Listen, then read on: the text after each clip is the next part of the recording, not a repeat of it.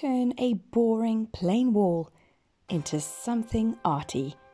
In this video, I'm going to show you how you can create this wood art piece for your wall at home. First, measure your space.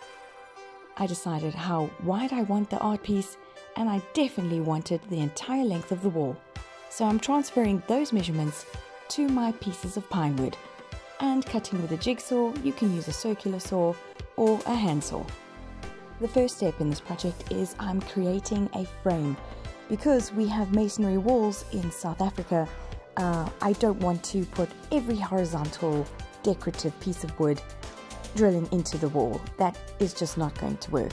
So I'm making a frame that I'm going to paint the same color as the wall to kind of just be invisible and let the star of the show shine through with the horizontal wood pieces.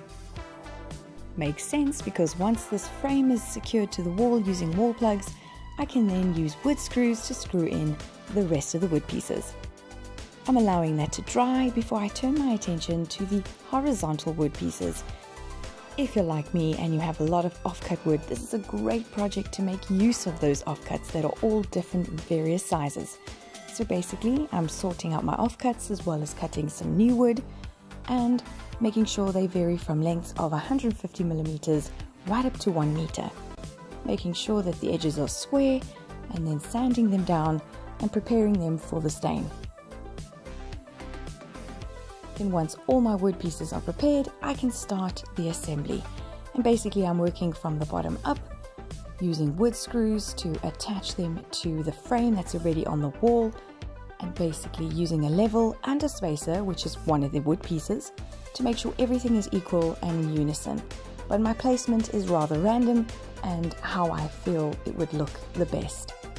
I'm using cut wood screws, and pine is a relatively soft wood, so what I'm doing is I'm applying a bit of pressure just to bury the head of the wood screw into the wood.